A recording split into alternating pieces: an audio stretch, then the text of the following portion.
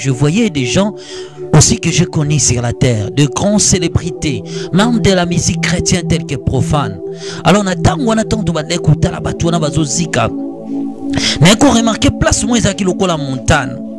Ezaki na libanga moko ya moto wana ebande kopela.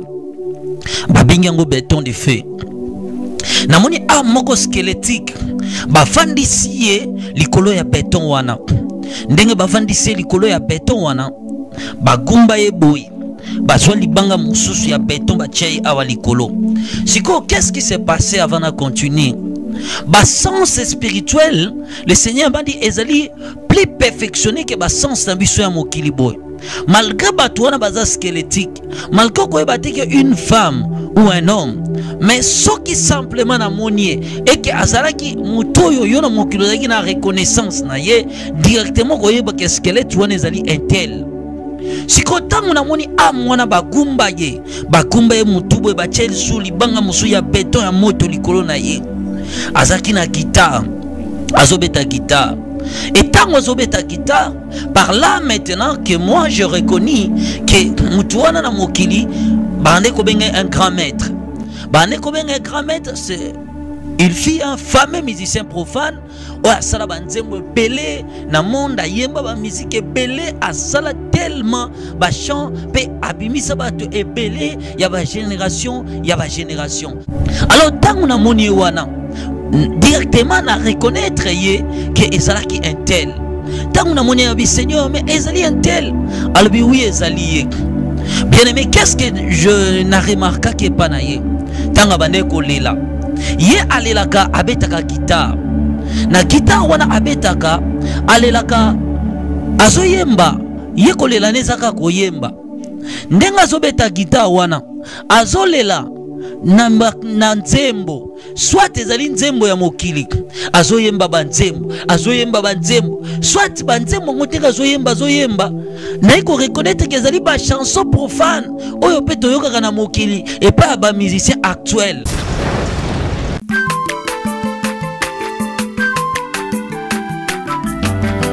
Mwana moto te po akosangai abongwani pete po awangana Nzambe ya le Nazarien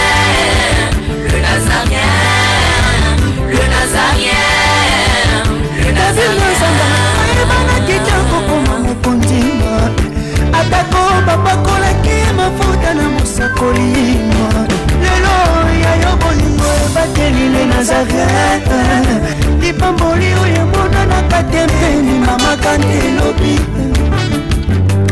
kolapye mapapu masope mafuta tokokesikana longo na Nzambe oyo babenga na makomi tango tokokufa Nzambe tokoya kolakisa ote bawolo o tozwaki na mokili tokoya kolakisa ote mapamboli mituka bomengo tozwaki na se ya moi mais misala malamu biso tosalaki yango de toko présenter na jugement na biso ya récompense.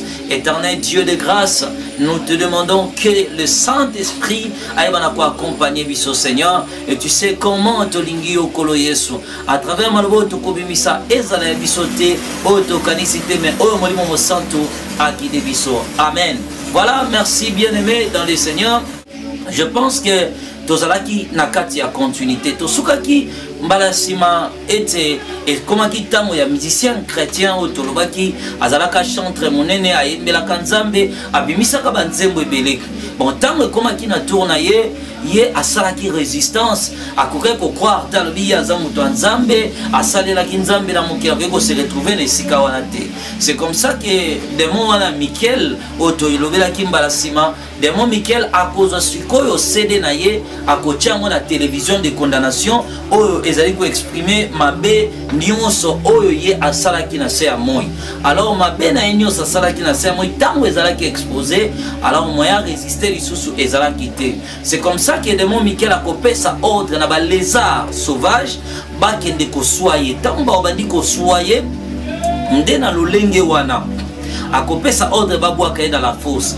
Et c'est là maintenant que le Seigneur Jésus-Christ me dirait de sengeli siko tokende poto kende komona le séjour de mort o kende komona tourment esalamaka na babato nyonso baboyi kolanda nzela na ngai. Alors tanto bandiko ya na sima ya démon Michael ezalaki na portail moko na portail wana ezalaki pe sous clôturé esika wana. Donc c'est comme si esika ya vandaki na sima na ye ezalaki mirai moko ya munene pe ezalaki na portail o ezalaki kobomba bato oyo bazalaki na se to na sima ya mire wana. Alors na porte wana tango tokomi tomonaki ete na porte wana et bakomaki moi écriture moko 12. Alors parmi 12 écritures wana bakomaki oh il fallait bisoto kota na porte wana ezalaki tellement rouillé ezalaki na état moko oyo vraiment na mokili ya bato ezali inexplicable. Aussi bien aimé ezalaki tellement rouge. Alors rouge comme elaki ezalaki le Seigneur m'avait dit ezali moto oyo ezali na kati bato bazali kozika wana nde chaleur yango ekomisa porte wana couleur wana. Kasi na porte wana bakomaki l'écriture oyo 12. Voilà bien aimé na l'écriture wana bakomaki balobi ya liboso bakomi boy ezalaki 12 mais natangaki quelques-uns mais ekomami na écriture na bisote ya bato ya mokili ezalaki na balangue oyo nga na kute kuna mais nazali kopesa mo directement la traduction ya balangue na biso na mokili. Mais makamusu na monaki wana bien aimé nazali ko trouver ba vocabulaire imete pona yo ba ko exprimer yango. Alors n'importe wana bakomaki boy. Un bakomi royaume éternel de douleur pour ceux qui sont rebellés envers Dieu. Deuxième bakomi des mains de ceux qui souillaient la terre de toutes sortes d'abominations et de méchanceté. 3. Bakomi châtiment éternel des crimes commis par les hommes sur la terre. 4. Ceux qui ont irrité Dieu dans leur conduite n'ont pas voulu accepter Jésus-Christ comme leur Dieu. Alors c'est comme ça que bien aimé, Tamuto Tangi l'écriture wana 12, Job chapitre 17, le verset 16. Et maintenant, na kokoma liboso ya porte wana Tamuto Telemi, voilà, nous lisons directement la Bible pour conclure. Balobi, elle descendra vers les portes du séjour des morts, quand nous irons ensemble reposer dans la poussière.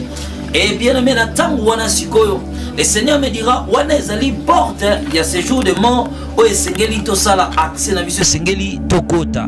Et na tangu wana, nde porte wana, tangu to telemi liboso nango, porte wana ebandi kofungwama. Le Seigneur alobi na ngai boya alobi ete ezali esika ya souffrance, ya batu oyo baponaki nzela ba rejetaki chemin na ngai, kasi balandaki nzela ya corruption, nde batu wana bazali na finalité na bango na kati ya esika oyo. Alors tangu tokomi liboso na yango nde lumière wana ebandi ko beta makasi porte présence ya Seigneur par rapport ya portail wana porte wana ekofungwama. Alors bien aimé tangu porte wana efungwami bien aimé na moni limoto moko impossible donc inexplicable au-delà ya ba vocabulaire humain ezalaki moto yesika wana ezana niveau moko extrême moto wana bimi elati biso tangu moto wana elati biso bien aimé na bandiko kanga na lobi Seigneur oui je dirai au monde que l'enfer existe mais ndalingi te na kota na esika oh Seigneur zongi sangai bien aimé moto moko na niveau moko impossible donc nengo monaka volcan ezali ko cracher moto donc moto wana na yebi te soki ezali volcan oh ba chauffer des milliers de fois donc ezalaki na niveau moko inexplicable tangu moto wana elati biso.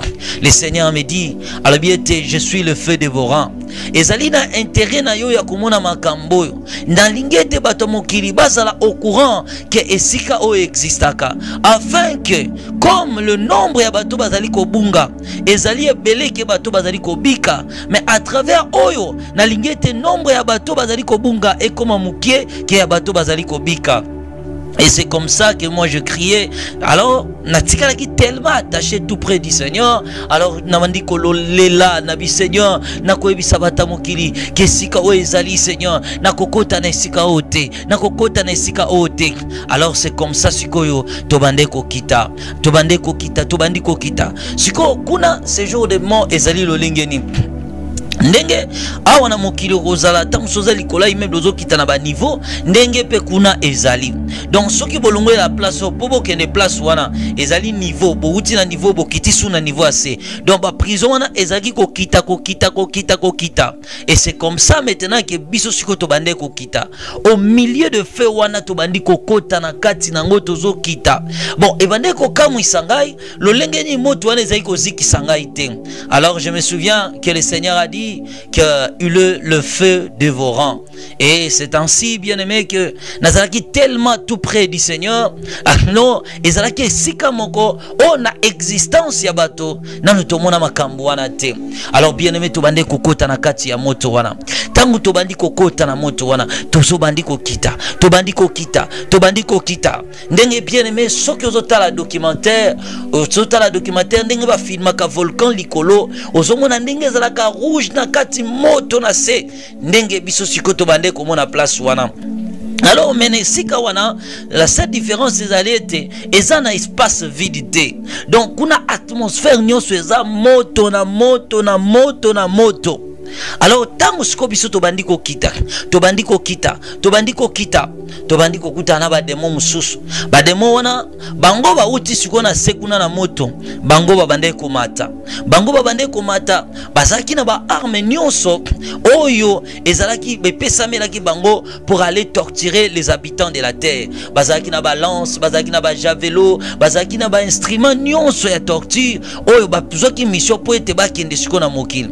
Alors tango ba demo bazaki ko traverser biso bazalaki na ba forme mususu bazaki lokola ba makaku très velu ba mususu bazaki lokola batu mais très robuste bazaki vraiment na ba forme ebele ba forme mususu bazaki lokola moto ba mususu lokola mai ba mususu bazaki ba forme mususu oyo na mokili ezali impossible pour ne expliquer yango.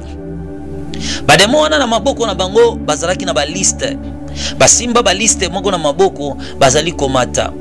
Alors tant to croiser bango na descente wana na tuni Seigneur était bango bazali banani. Alors ce sont des esprits méchants oyo diable atindaka na mokili po bakende ko semer terreur na mokili bango nde bakenda ko bebisa ba éducation ko semer ba trouble ba division ba conflit ba guerre ko semer haine parmi les humains afin que ba gagner plus des âmes ba mema bango na sika o. Alors na tuni liste o basimi na maboko ba liste wana ezali ni azolobi ezali ba kombo ya batu oyo bazwi mission chaque démon azali na mutu moko na mokili oyo ya azali ko cibler ako combattre mutu wana vina ye mobimba ti mukolo mutu wana kokufa. Abi chaque fois que esprit méchant moko et bandaka koya ko bundisa moto ozaki attaqué par un démon et que mutu wana se lever na prière démon wana kozonga akeli suko sala ba étude akeko étudier lisusu lolenge dina ko sala pona atteindre mutu oyo akobanda ko étudier ba côté fort na ba côté faible na yo et tanga ko maîtriser soit ta faiblesse ou ba partie fort na yo alors le diable akoya ko combattre yo maintenant par tes faiblesses et c'est comme ça que des démons na kozala encore envoyé sur la terre pour aya ko continuer mission. Il faut atteindre yote akoki yo lisusu te akozonga lisusu pour kende kozoba stratégie à sika parce que objectif principal na bango ezali ete faire tout pour na komema ne fisque une âme en enfer. Alors bango bazali tellement bazana mission wana ako combattre yo du premier jusqu'au dernier jour. C'est ça le plus grand combat jamais livré. À combattre jusqu'à la fin de tes jours. Objectif principal est de capturer âme ya mutu oye à cibler to ya mission muto batindiye pour amemaye dans les lieux de tourment. Et c'est comme ça que bademona babande ko passer. Siko tango babandi ko leka na moni moko bande ko mata babande ko solola. Azobi samuninga na lobi na sali effort. Semaine passée na memi plus de 300 personnes. Mais objectif nangé sengelina lité encore semaine on a même abattu belé. Alors bien aimé tangu toyoki ye malobana bande koloba le Seigneur bande kolela. Alors pendant que peuple nangai bazali ko luka po ba intérêt na bango bazali ko sambela pona ba vie na bango bazali ko se soucier jamais na ba âme perdue et belé ba kozala sauver mais ba kozala récompenser te. Peuple n'angazali ko perdre récompense. Bango va ko remplir mission na bango fidèlement comme bazui contrat na bango na diable. mais église nanga ezali ya kolala. Peuple nanga batondisami na kata ba critique, na kata komi finga na bango, na kata division. Le diable a semé confusion parmi peuple nangai, afin que église ezala distrait. Mingi ete trompette ezali koya, kalate mongongo nanga nazali déjà na porte, mais peuple nanga bazali kolala encore. Yebisa peuple nangai, et sengeli ba ko évangéliser. Le temps ezali très difficile. Ba évangéliser, ba sala tout, ba payer un prix pour gagner les âmes. La récompense du ciel ezali basé na exaucement de prières te. Ezali basé na exaucement tes bien-aimés. Tu peux aller en enfer avec tes exaucements. Oui, c'est Dieu qui t'a exaucé. Oui, c'est Dieu qui t'a béni. Oui, c'est Dieu qui t'a donné tout ce que tu possèdes. Mais cela ne sert absolument à rien si ta vie n'est pas conforme à la volonté du Seigneur. Cela ne sert absolument à rien. Nul n'ira au ciel parce qu'il a été béni de Dieu. Oui, tu peux être, certes, tu peux être béni de Dieu sur la terre, mais ton âme est envoyée en enfer.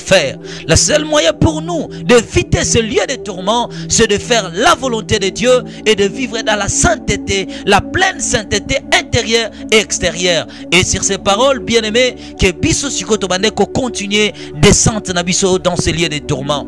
Bien-aimés, et sika wana tellement na toni samaki na kobanga, donc bien-aimés, je pleurais, c'était insupportable pour moi. Et je me souviens et je dis, quand j'étais là, je dis, bien-aimé, que si je n'étais pas avec le Seigneur, peut-être alors bien-aimé, bien-aimé, tobande ko kita, tobandi ko kita. Siko tangu tobandi ko kita, bien-aimé, nasaki koyoka na se kolela. Kolela de milliers d'âmes, o basere kolela ne sika wana. Nesika wana, bien-aimé, kolela wana ebande kobuta de toutes les directions. Donc nazoka makelela ngo lokwa na matoyi, lokwa na miso, lokwa na elongi. Donc ezali kobima partout. Kolela ya batu ebele na niveau moko impossible.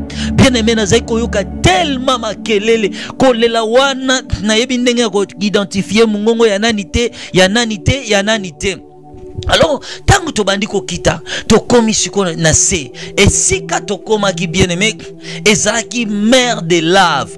Bien-aimé, e bandelina suka nango ezaki komona na de. Et tandi moko ningo mona ka maya volcan ezalaka, ndenge sika wana ezalaki. Bien-aimé, na bande komona ba lave, ezo beta na ba rocher, ezako baluka mai, ezako kende, ezo zonga de tous les sens. Mbodi na mbodi ya moto, mbodi na zoka kaka kolela batu bazolela. Alors on attend wana na tuni Seigneur, toza wapi? Aussi longtemps que nazaki toujours attaché pembe na ye. Na bi Seigneur nazoka, toza wapi pe kolela ya batu ebele, mais batu ngo nazomona bango te. Aïvisinga fixer regard non bien. Tant on a bandi kotala, nazomona malgré balava ngondenge zalaki. Nazomona na musika ezaki comme si na forme moko circulaire. Ezaki tellement ba clôturer ngo na musika. Alors nazomona siko dans l'espace de milliers de démons o abande ko pumbwe na sika wana. Bazolo baboy. Bo sepela, bo kontina bino na libia na libela yangoyo. Bo sepela, bo kontina bino na libia na libela yangoyo. Bino bolanda kinzela na biso. Bino obo salaki makambo biso to laksaki bino. Bo sepela, bo kontia bino libia na libela yangoyo. Bino bolanda ki makambo biso to laksaki bino. Bino bo salaki volonté na biso. Bo sepela, ba demona basalaki tellement belé. Ba bande ko se moquer. Mais bato bango bande ko se moquer nga na zomo na bango te. Mais nazoka na kata mer de lave ko lela ya bato ezaka ko bima bato bazolela, bato musu bazolela. Ah vina landaki, musozo kazoloba ah nyoso nazwaki pamba. Ah nini tindaki ngai. Bato bazaki tellement kolela, bazali ko regretter makambo bango basalaki na se ya moi. Alors que bien aimé, je voyais personne. Na tuni Seigneur, nazoka mingongo ya bato bazolela. Mais bato ngo bazolela bazali wapi? Ayibisinga oyo zomona likolo ya balavu wana ndezali bato. Tango na fixer regard, bien aimé, namoni lokola ba charbon bakoni epela pela eza ko pela ndengo mona kama kala soki bapelisi yango na 18h to tango molili ekotaka ndenge salaka rouge. Alors na bande siko komona lokola ba charbon bongo et comment rouge eza côté pa likolo ya ma ezokende dans toutes les directions. Nebisi wana ezali batu te alobi nanga batu nde bango wana. Voilà, nous lisons Ésaïe chapitre 47 le verset 14. Voici, ils sont comme de la paille, le feu les consume. Ils ne sauveront pas leur vie de flammes. Ce ne sera pas du charbon dont on s'échauffe, ni un feu auprès duquel on s'assit. Tel sera le sort de ceux que tu t'es fatigué à consulter et ceux avec qui tu as trafiqué de ta jeunesse. Se disperseront chacun de son côté, il n'y aura personne qui vient à ton secours. Ésaïe chapitre 33, le verset 12. Les peuples seront des fournaises de chaux, des épines coupées qui brillent dans le feu. Vous qui êtes loin, écoutez ce que je fais. Et vous qui êtes près, sachez quelle est ma puissance. Les pécheurs sont effrayés dans Sion, un tremblement saisit les impies. Qui de nous pourra rester auprès d'un feu dévorant? Qui de nous pourra rester auprès des flammes éternelles? Alors bien aimé, à ce moment, aibi singa bato zali bako oyo zali kobenga bakoni ezali bakoni te, mais ezali bato oyo bazali consumé dans le feu à cause ya ba crime bato basalaki. Alors chaque fois que sur la terre, de même lorsque mutabotamaka abotamaka d'accord oyo ezali ko permettre à vivre dans un monde matériel, tango mutazali ko vivre chaque acte mutazali ko commettre na vie na ye ezali ko construire encore corps mususu. Alors ceux qui font le mal batongaka o babengi le corps du péché. Abi c'est ce corps du péché wana yango mutu apparaîtra kango mukolo mutu akufaka. L'homme spirituel et le reflet ya oyo azalaki dans le physique. Alors batwana bazali na morphologie comme si kaka ndenge bazalaki batamokili, quoique ba corps na bango ezalaki déjà enterré, mais bazali ko apparaître na ba corps du péché ya ba acte wana basalaki na mokili, mais ba ko refléter image ya oyo bazalaki na mokili. Et c'est ce corps là ndeko zala maintenant consumé par les feux. Et c'est ainsi albi batwana nde bazali ko zika siko na kati ya mer de lave. Batu wana bazali ko lukaliwa, batu wana babande ko lela, babande ko lela, bakufa na bango kaka, bakufa na bango, bazukufa na bango, bakufa na bango ba musuba bande ko senga ba demona, bobo manabino ngai, bobo manabino ngai, bobo manabino ngai. Voilà, bien-aimé, Apocalypse chapitre 9, le verset 6. En ce jour-là, les hommes chercheront la mort et ils ne le trouveront point. Ils désireront mourir et la mort fuira loin d'eux. Batona bande ko senga liwa, bakufa na bango, bakufa na bango, bakufa na bango, bakufa na bango, bamusuba bande ko supplier ba demona, botika ko torturer biso, bamusuba bande ko lela, ba demo bobo mabiso, bobo mabiso na kufa na nga, bobo mangai, bobo mangai. Bien-aimé, batuana bazalaki lolenge nini? Nzoto na bango oyo ezalaki squelettique. Alors bankusu etambolaka bango siko na mikuwa na bango wana. Esika miso ezalaka awa, miso ezalaki lisusu te. Batikalaka kaka na baorbito ya pamba. Matoi na bango pe nyonso esezika na moto. Batikalaka kaka mikuwa ya pamba oyo. Mais na eta wana batu wana baza komona, baza koyoka, be baza kolela. Ndenge badinda katikati wana, ndenge mona ka batu banajaka na ba plage, bazonager na ba piscine, ndenge siko batu na babande ko nager likolo ya ba lave de feu. Bazali ko nager dans tous les sens. Babande ko liko secours bien-aimé, mais ça là qui est déjà trop tard. Le Seigneur disait sans cesse que trop tard, le jugement est tombé. Alors bien-aimé, souviens-toi que la Bible nous dit dans le livre de Hébreux chapitre 9, le verset 27, il est réservé aux hommes de mourir une seule fois. Après quoi vient le jugement. Bien-aimé, est-ce que tu as déjà pensé où passera-t-il ton éternité? Ces gens qui sont là-bas, bazalaki batoupe lokola ngana na mokili. Toyebaki bango bien-aimé, des gens que j'ai connus sur la terre, ce sont les mêmes gens oyo ba précéda biso dans la mort, ne bango tokende kokuta dans les lieux du tourment. Bien-aimé, ce qui est arrangé vino te na mokili. Tant que vous allez passer vino dans de vaines distractions, vous allez passer vino, tu dis je suis encore trop jeune. Pensez à ces âmes, à cet enfant de 9 ans. Otokuftaki na testament de l'existence. Na épisode où tu koleka. Souviens-toi ya bana mikio tokutaki na esika wana. Et je te dirai bien aimé, pourquoi tu es toujours en vie? Si le Seigneur a gardé en vie, a gardé pour un objectif mon corps. Et ça l'était pour l'accomplissement de la promesse. Mais Nzambe soki a gardé en vie. Soko lali o lamuki. Soki tozaki 16h comme 17h. Yeba que souffle le vinza pour son objectif mon corps. Aza ko accorder encore chance. Peut-être que se repentir. Bien aimé. Peut-être que se repentir. C'est pourquoi quand la mort est zoya, pour nous arracher comme un pécheur, le sang de Jésus-Christ, versé sans mélange sur la croix de Calvaire, ils ont crié encore que le Seigneur a passé encore temps. Mais bien aimé, il est encore écrit dans le livre des Actes des Apôtres, chapitre 17, le verset 30, que sans tenir compte des temps et d'ignorance, le Seigneur Dieu nous appelle à se repentir. Bien aimé, le temps est devant toi. C'est à toi de choisir. Le choix appartient à l'homme, mais le chemin appartient au Seigneur. Le Seigneur a fait un chemin. Alors, la voie à suivre est en haut. Mais c'est à toi de choisir. C'est à toi de choisir, bien aimé. Il y a un frère qui a chanté. Nakosala nini pona nzoto nangana sili kosala pena lembi. Nzoto lingaki mituko lingaki bavion, olingaki nyonso olingaki na pesa kiyo. Mais le jour de la mort, bien-aimé, un homme riche qui possédait la richesse, qui possédait de l'argent, atika yango, babimisio na caisse, balatisio bilambo yo kanakite, bapesio ndaku ya sika na cimetière. Oya tamu kolomoko de vina yo otikala koke kobeta tour tête kolala na cimetière. Bien aimé, c'est le bon moment à quoi arranger vina na mokili. Alors batuana bazai kote patepa likolo ya balavu wana. Batuana bazai kokima dans toutes les directions.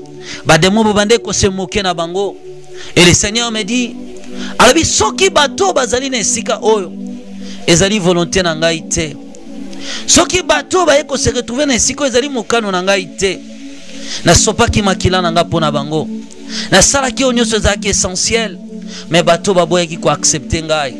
C'est la raison que ba eko se retrouver na sika oyo. Nde na tsango wana bien aimé. To bande komona bato wana bazo tepa.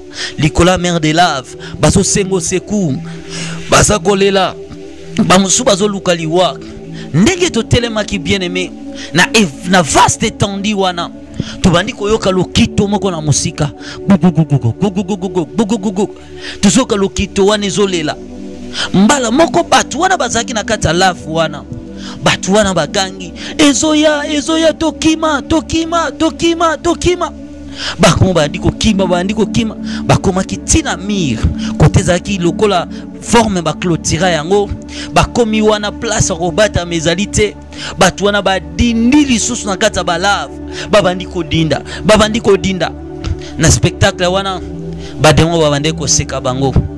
Alors on a tuni Seigneur ba oyo batu bazali awa bazali kokima nini lokito nini bazali kokima alobi na ngai yango wana ezali koya tala yango ezali koya tangu na bandiko tala bien aimé namoni ezalaki comme simbula ezakoya mbala moko nga na gangi na lobi Seigneur mais mbula ole kutu basepela bapola na bango na mbula bango bazokima lisu bazoki kobatama alobi na ngai ezali mbula te mais ezali ba souffre de feu. Voilà Psaume chapitre 11 le verset 6. Il fait pleuvoir sur les méchants des charbons et du feu et du soufre. Un vent brillant, c'est les calices qu'ils ont en partage. Car l'Éternel est juste, il aime la justice. Les hommes droits contempleront sa face. Alors, bien-aimé, le Seigneur me dira que mbula wane ezali mbula te, mais ezali nde ba souffre de feu.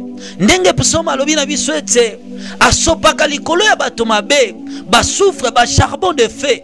Alors bien aimé, alobi ezali mbula te, ezali nde ba souffre de feu. O ezali ko kita likolo ya batu wana. Alobi ezali na souffrance, koleka même moto bango bazali ko zikela. Et c'est comme ça, maintenant siko ba souffre wana ko ya kokoma. Tango ekomi ebandi ko kitela bango. Tango ezo kitela bango, batu wana bazolo baboye. Botika kotanga kombo nanga, botika kotanga kombo nanga, botika kotanga kombo nanga, bamusu bazolela. Botika kobeta banzembo nanga, botika koloba makamu nanga, botika bozonyoko nanga. Siko na zai komona bambula ngo. Na batu musezo kitebele. Na batu musezo kita matanga. Na batu musezo kita mwa muke. Na batu musezo sopa na penza na niveau moko impossible. Na toni Seigneur, pourquoi ezali kozwa bango lolenge oyo?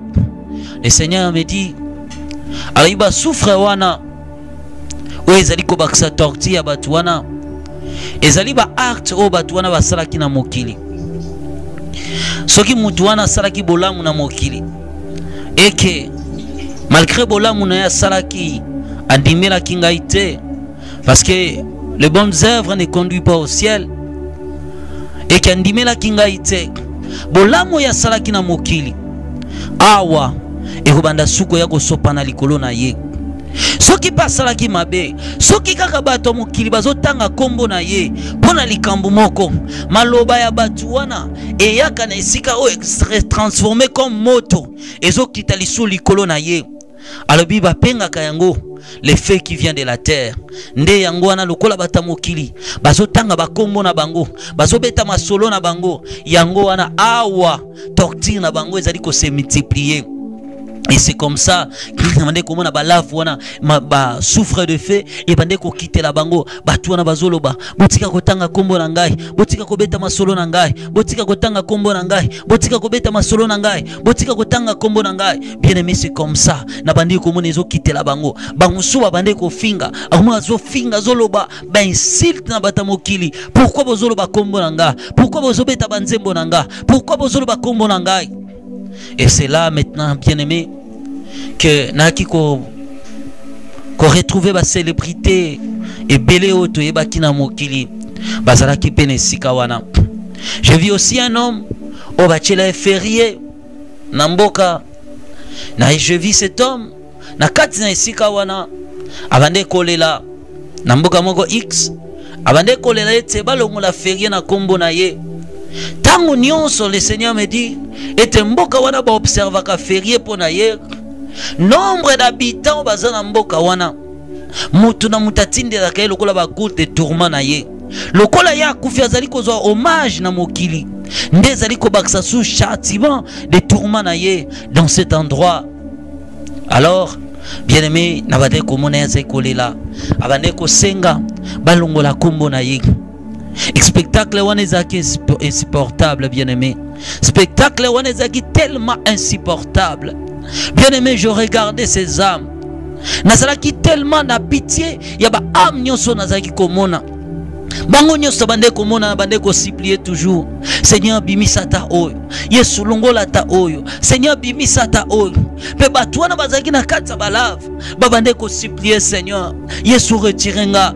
Le Seigneur bande ko lela bande ko loba trop tard. Trop tard, le jugement est tombé.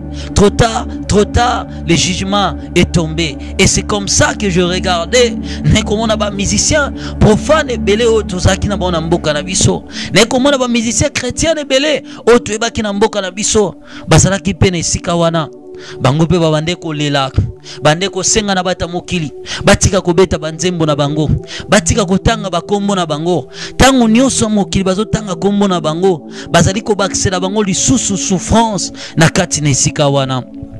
Bien aimé, alors on attend wana na bande kotala nazotala batu wana na tourment. Le Seigneur disait ezali esika ona kelaki pona motote. Mais soki moto ayeko se retrouver awa ezali mokano na ngai te. Soki moto ayena esika oyo ezali mokano na ngai te. Soki moto ayena esika oyo ezali volonté na ngai te. Soki moto ayena esika oyo na salaki nyonso ezalaki possible pona moto. Na salaki nyonso oyo eza possible pona moto. Mais soki moto aye awa eza mokano na ngai te. Alors batu wana bien aimé babande kolela. Na eko remarquer ab moko ezalaki wana.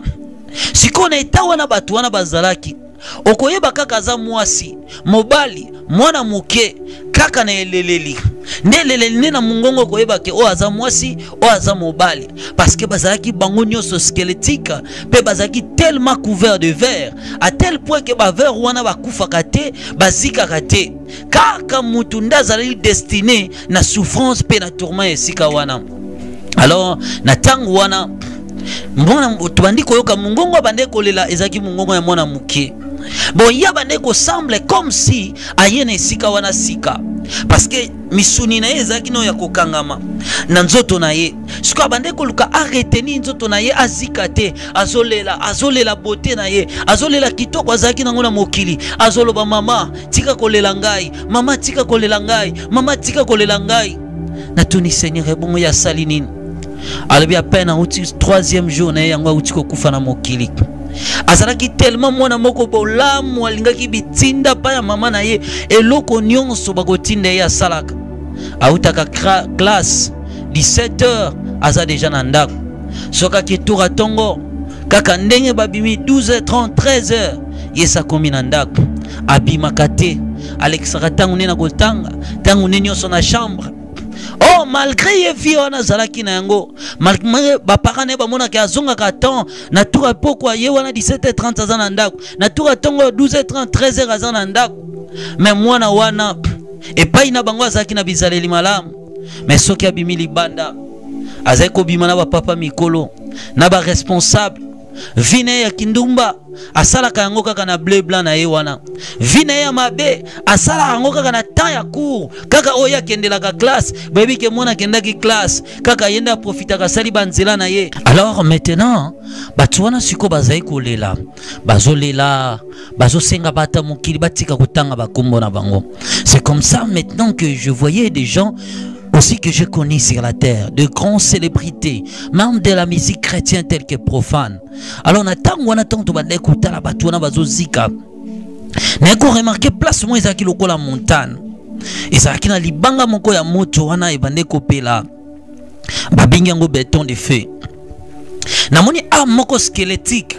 Bafandisi ye likolo ya béton wana. Ndenge bafandisi likolo ya béton wana. Bagumba ye boy. Bazwa libanga mususu ya béton bachai awa likolo. Siko, qu'est-ce qui s'est passé avant de continuer? Bas sens spirituel, le Seigneur m'a dit ezali plus perfectionné que bas sens na biso ya mokili boy. Malgré batouana baza squelettique, malgré ko ebate que une femme ou un homme, mais ce qui simplement na monier et que azalaki mutoyo yo na mokilo zaki na reconnaissance na ye directement ko yeba que squelette wana ezali intel.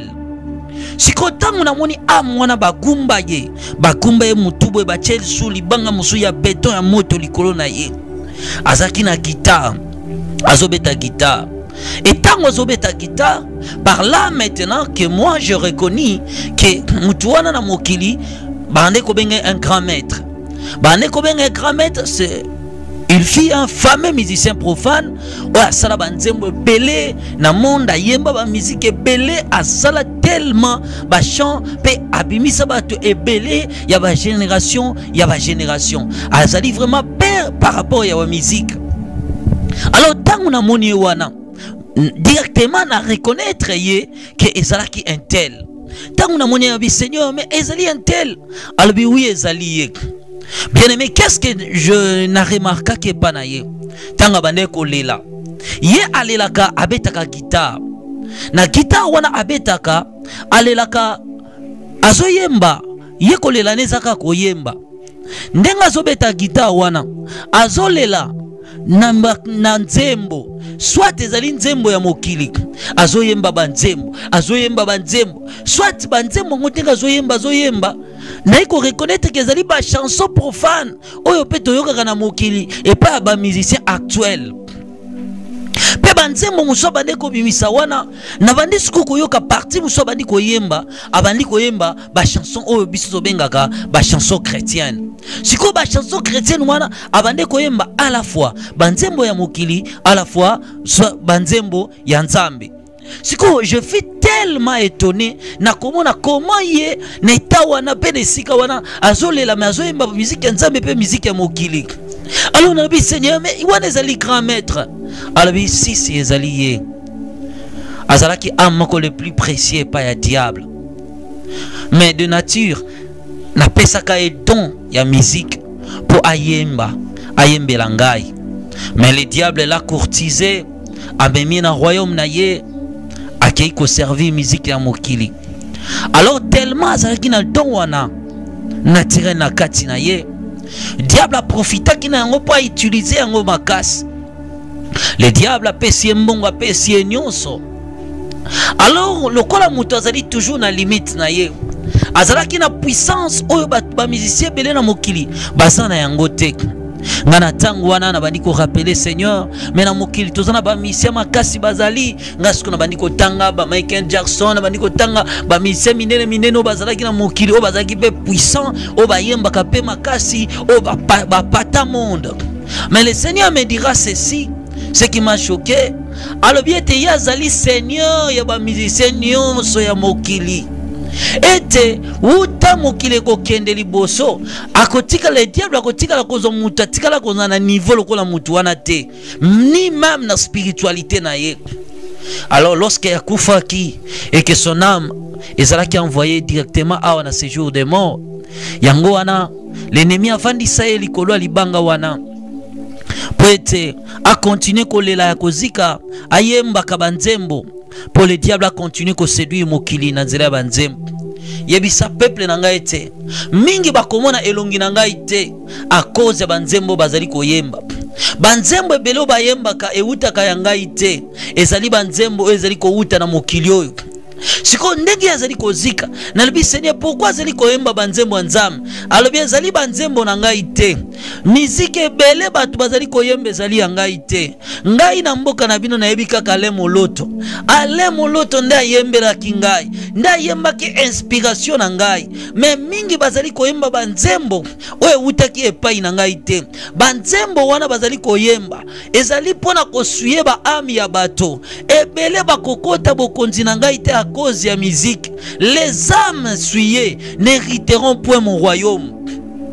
Si quand le Seigneur me parlait, bisoto bande kotala ye. Au moment où yazo yemba, ndenga zo lela koyemba, soka ziki nzembo bimina munokone, tango nzembo ne kobima, nzembo ne s'est transformé comme milinga. Le Seigneur a singai. C'est ici des sources, il y a des compositions, il y a des chansons dites des chansons profanes, puis il y a des chansons dites des chansons chrétiennes. Ndenge ya zali koyemba banzembo wana. Nzembo wana soke bimi ayemba ka banzembo bozo yebi. Na banzembo ekoya, na banzembo ekoya na ba génération ezoya wana. A composa ka banzembo ya 30 ans, ya 50 ans, ya 100 ans na mokili. Ya zaki koyemba, kozika na ende zaka koyemba, azosika place wana za koyemba. Siko soki nzembo bimina munoko na ye. Ba demo wana komona ba beti maboko, ba demo wana bazaki na ba papulo kola bangembo. Okomona ba beti maboko ba sepeli, ba zwi nzembo wana se transformer lokola milinga. Ba dindi nango na kati ya lave de feu. Tamba ko dinda nango, ba zwi mapapu na bango su ba dindisi na balave, ba mati likolo ba kei. Alors na tuni Seigneur, bazali ko kende wapi? Alobi lorsque ayemba kanzembo moko ezali ya sika eke nzembo wana ezali esengele kende na mokili bademona nde bayaka bademo nde ozomona bango bamemaka nzembo oyo po bakende kokaptire ba ame ya bato na mokili ba répandre d'abord nzembo pe ba ame nyonso bakoyemba banzembo wana ba ame na bango ezala tiré dans ce lieu de tourment. Et c'est comme ça que bademona babande komata. Alors ce jour-là tolanda ki alobi tolanda bademona tomona ndenge banzembo wana ekendaka na mokili bademona bamataki na direction likolo biso pe toyekolanda siko bademo wana tango tolandi bango tomoni mbala moko na likolo wana ezaki na biloko moko lokola ba ebande kobeta lokola prinel ko ezaki ba petit ouvrant ezobeta beta lokola prinel. Alors na tango wana tango efungwa bi bademo na bazobima na ba ouvrant wana et c'est comme ça que biso pe toaki ko bima siko na ouvrant wana tango tobimi to se retrouver dans l'espace to bande ko tala mokili na se to moni ba demo wana siko ba telemi na mokili bazalaki tellement farouche ba bande ko tala mokili mobimba ba bandi ko sonner ba trompette bazolo bana ba trompette na mongo bazobeta bo sepela bata mokili nzembo ya sika eye to tindeli bino nzembo ya sika esengeli botondisama na plaisir bolanda sentiment, bolanda musique, bobina, bolia, bomela, bolangwa, bokweya na mabele. Po ete tangu ya libungi na bino ekoki bozwa banzembo totindeli bino bango bazo répandre banzembo wana na mokili, bazo répandre banzembo wana, bazo répandre. Alors le Seigneur Jésus-Christ a bandi ko expliquer ngai alobi ndenge banzembo wana ezokita na mokili ba oyo basalela ka Satan, ba musicien bayembaka na pouvoir ya Satan, bango nde siko bazoka inspiration ya banzembo wana. Okomona nzembo moko bazobeta nzembo wana soko yoki makila motema na yo epanzani nde bademo wana musana na bango basalaka bazali ko répandre siko ba chanson wana na mokili. Mais babandi pe ko répandre ba prétendue chanson chrétienne, bazo répandre banzembo wana, bazo répandre banzembo wana. Alors je voyais comment ba musiciens soi-disant ba musiciens chrétiens ba bazali ko tambo na ko banga nzambe te, bango nde bazali ko zwa siko banzembo wana. Tangu bazo yemba banzembo wana babandi ko composer banzembo wana, ba demona ba kokende bazo yebisa ye bibisa nzembo, nzembo eza kitoko yazo kanisa ke eza inspiration ya nzambe. Mais ba oyo basalela ka soloka ayebi ke batindeli nzembo ya kotinda na deuxième monde. Mais ba oyo bazali na bango bazo vivre na impudicité, bazo bima na basi ya batu, bazo sala ba ekobo, bazo poser ba acte nyonso ya mabe na mokili, bazo sala ba désordre nyonso tozomona lelo, bango bazali victime ya ba inspiration diabolique wana. Alors tangu bazali siko ba demona ba kopesa nzembo ya kokota na studio abimisi nzembo wana, tangu ya kobimisa nzembo wana bademona bango moko basalaka marketing ya nzembo babandi kotambola bazokena bandako na ba television batu bazokota bazoya na bilongi ya batu na ba église. Okomona église batu bazoyemba nzembo bademona bandi koyebisa boyemba nzembo, boyemba nzembo, boyemba nzembo. Tangu kaka ba misi église bakozwa nzembo ya musicien moko intel bazwi nzembo wana bache soki kaka nzembo wana bandi kobeta na église bademo wana ya enfer bakoya likolo ya église wana. Siko tangu nzembo wana bandi kotoka ambiance ekoti na église bademo wana basopeli bino chaleur bino siko bokomi kosanti bobi présence nzambe bandi kokita pasteur place a telemi tozomona ba église mususu okomona pasteur akanisi onction bandi koya bademo wana bandi koseka bandi koningisa mapapu na bango bandi koningisa tangu baoningisa mapapu na bango bakute de fer ba lafu wana ezaki na mapapu na bango ebandi kotanga ezotanga siko na mitu ya bandimi ndenge ezotangela spirituellement esprit ya mutu siko ekolinga yango te, esprit mutu bandi koningana ezoboya siko yo tango esprit zo ningana yo zo kanisa molimo mosanto bandi kolata yo alongoni mutu bandi ko bouger demo wana siko akoya akoti na kata nzoto no abandi ko mibaluka bandi amikwesi na mabele tango azobaluka azoseka na ye.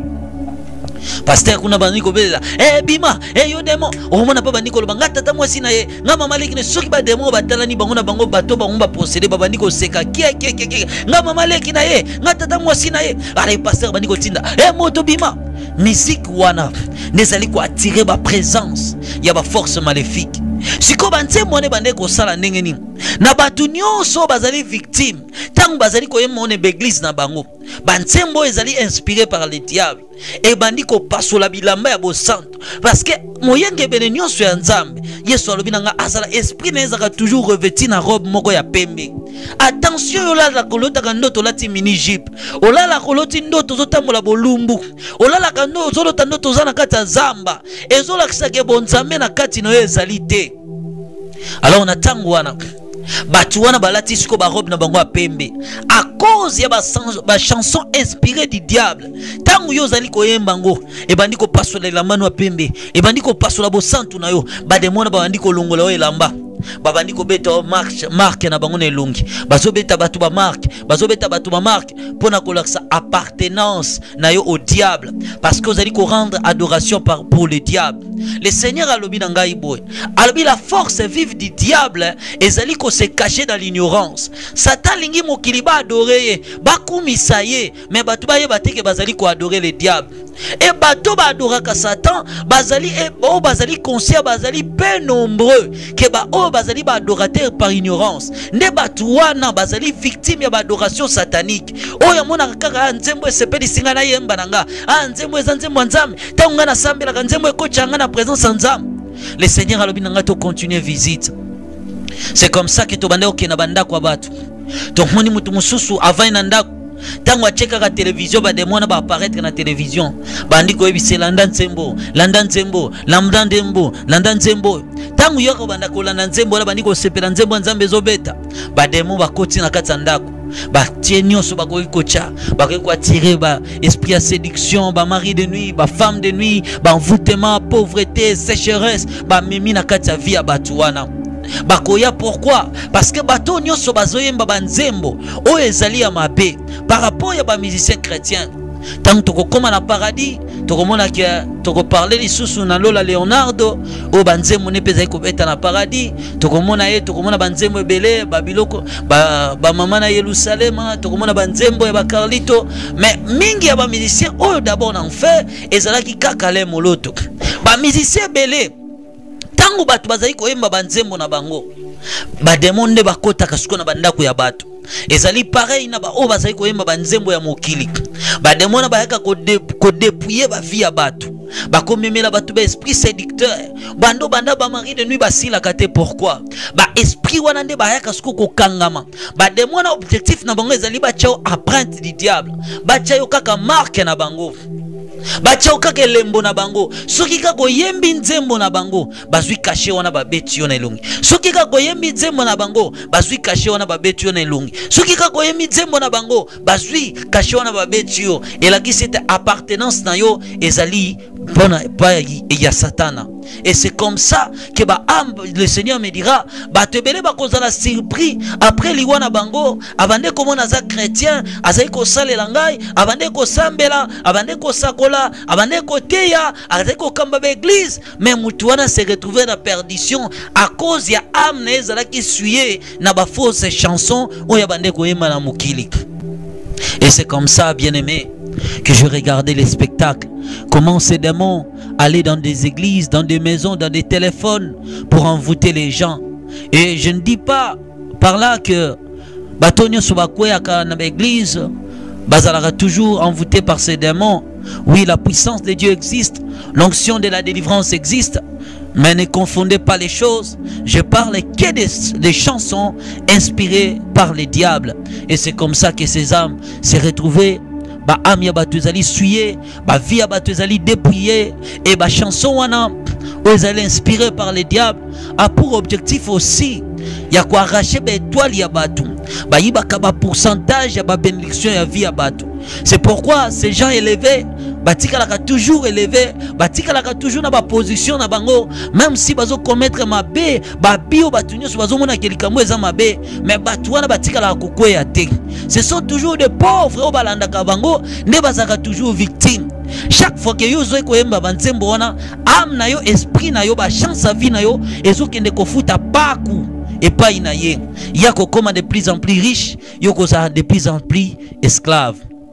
Et c'est comme ça que, bien aimé, on voyait comment démon wana qui ko remplir la vie des gens à cause des chansons non inspirées de Dieu. Et le Seigneur reconnaissait seulement musique et allait moloto.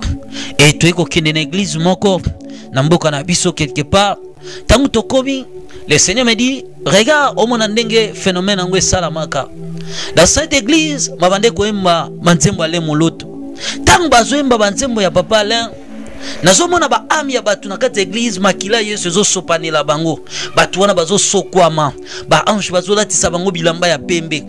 Mais lui tala siko tangu bako chanze nzembo ba musicien ba chanze nzembo bazwi nzembo mibale bache na moni ba démon ba koti na kati église babandi ko pasola batu bilamba ba robe nyonso ya pembe batu balataki babandi ko tika batu bolumbu batu basi mibale bazo tika ba esprit na bango ni bazalaki exposé.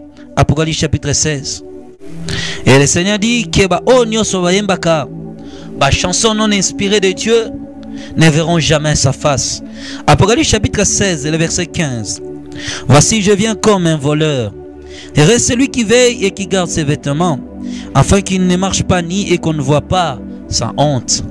Protège tes vêtements, bien-aimés. Alors, Nathan wana netuzai kotala spectacle wana.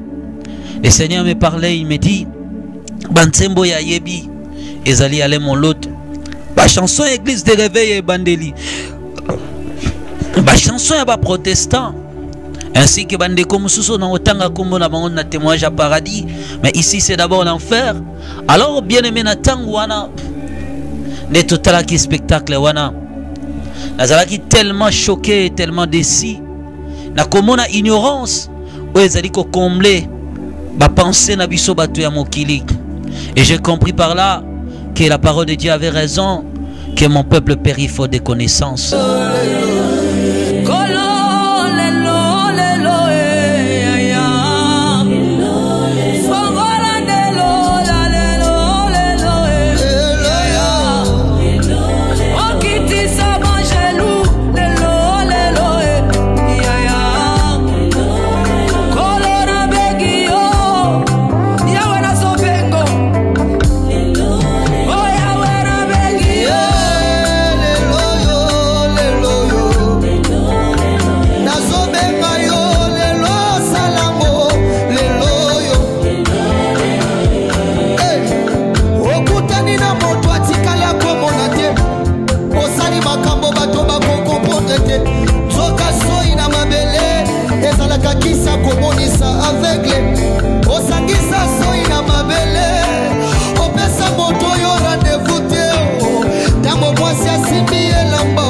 Tika